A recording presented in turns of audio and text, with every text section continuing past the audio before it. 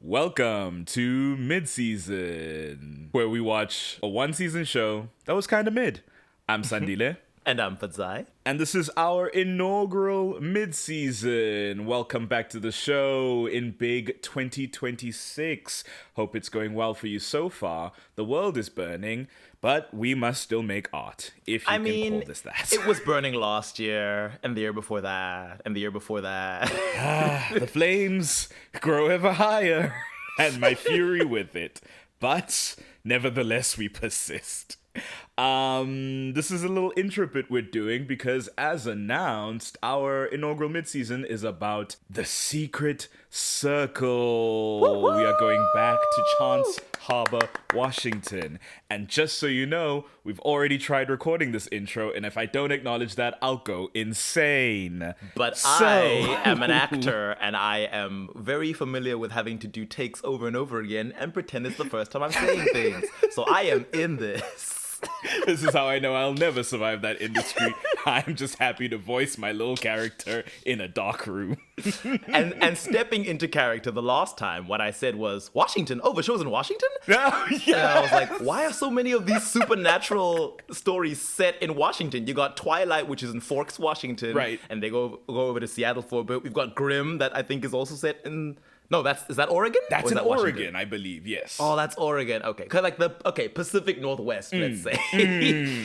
And I believe, because you'd mentioned the Pacific Northwest and New England, and I added Appalachia, and I believe my response was, it is the most spiritually charged places as far as those go. So it makes sense that these sorts of shows are set there. Yes. And the fact that those are all really gloomy, climate-wise and in terms of timing and the elements, when it gets to the cold, dark seasons, it's quite unsafe to be outdoors. So we come up typically with all these folktales and myths to keep people safe and indoors. And that's how we end up with monsters and ghouls and spooks, as you do.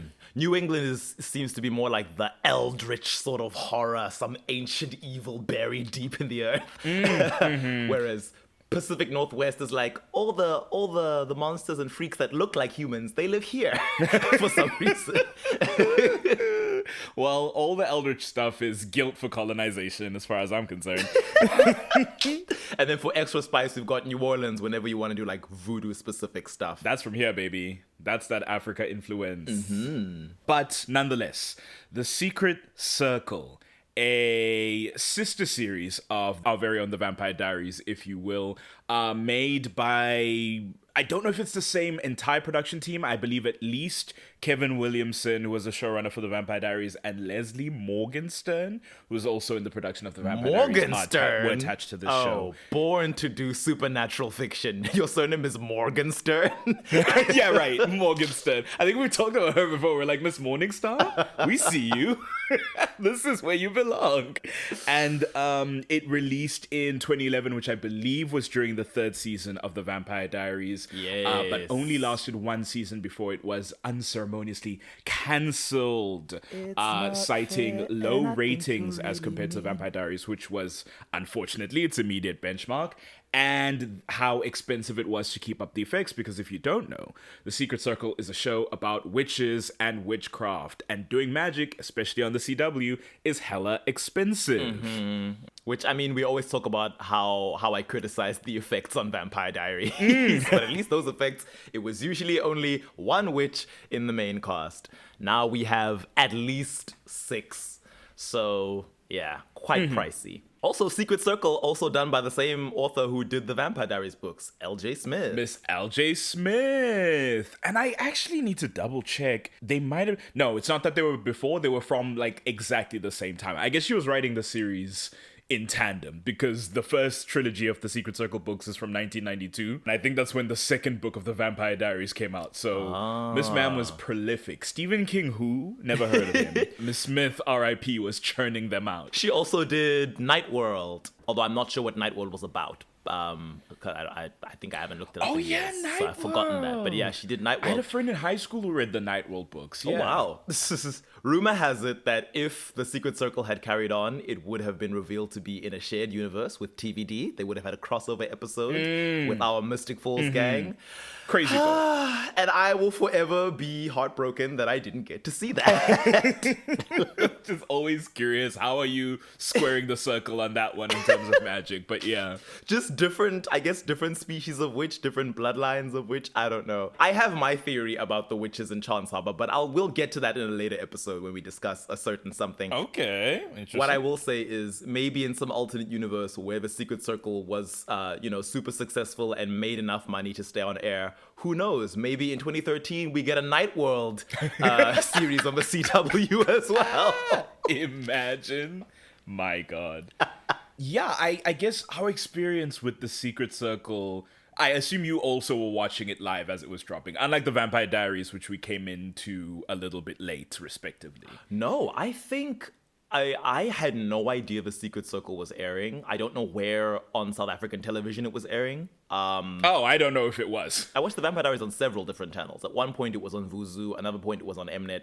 But the Secret Circle I only found out about after the fact, and by then I think it was already in its Save the Circle era, where season 1 had been announced to be the end of it. And people were like, no, please, we're begging, we'll sign petitions, we'll raise money, please, bring it back.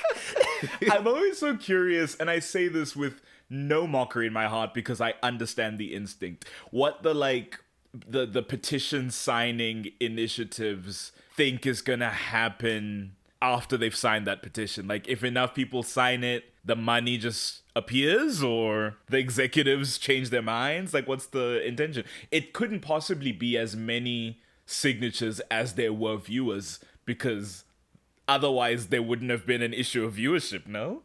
Or is my maths off? I mean, I honestly have no idea what the petition was intended to do. It's certainly not the only one. It often happens when shows are getting cancelled, and I'm always like, what are we hoping for here, guys? I don't Maybe they assume... super get it, but, you know. Maybe they assume the execs think no one cares, and they're like, no, it's not no one, we're here. And I'm like, oh no, by no one, they mean the millions aren't high enough. Yeah, they recognize you are 1 million strong. They want 10. So they've made a very brutal, I'd say brutal on our end, a very simple decision on their end, where they struck out one line in the income statement, in the expenses section. That's all they did. Oh no! So... yeah, sorry.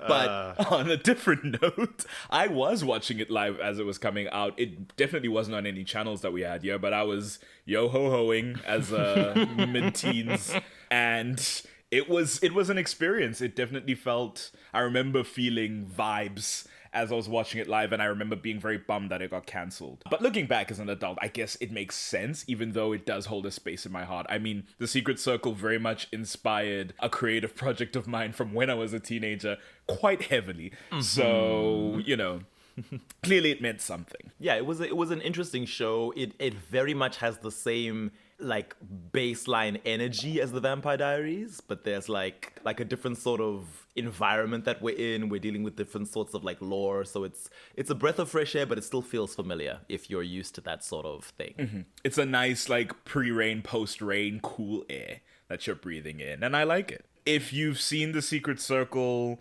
absolutely come along and dive in. We're rewatching and recapping episode by episode, or rather 2 episodes by 2 episodes every week for the next 2.5 to 3 months.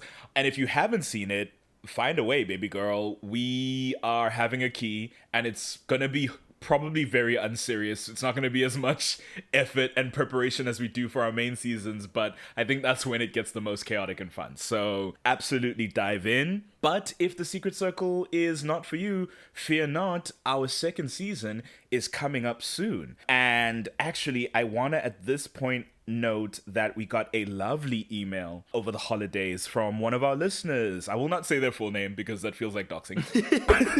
Lauren P. sent a long and lovely mail from Denver, Colorado. I'm always surprised to see in the stats we got people in the States listening, and I feel a little bit bad that we make fun of that country, but also it's like, you won't take it personally if you're chill. I mean, I almost made fun of it. Now I was like, Colorado, that's where Good Luck Charlie is said. And I was about to be like, hang in there, baby.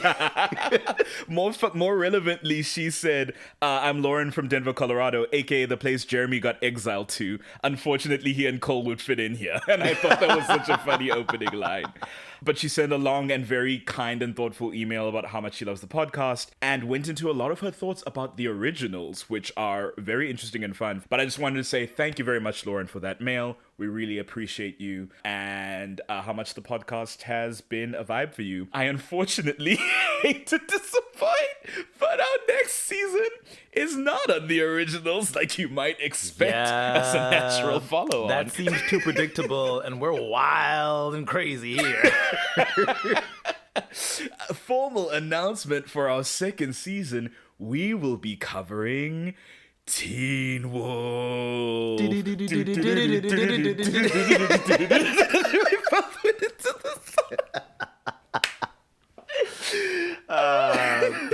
Bring back opening themes.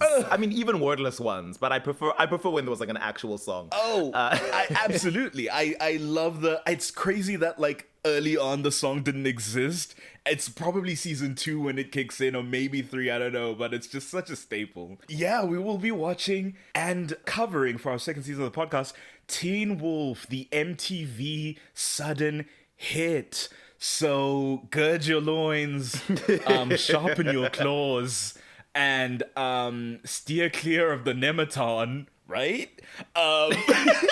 And in about May, probably, is when we'll be beginning our second season. So watch this space and watch that podcast feed. But until then, we are sticking with The Secret Circle, and we will see you in the first episode. Cheers. Bye.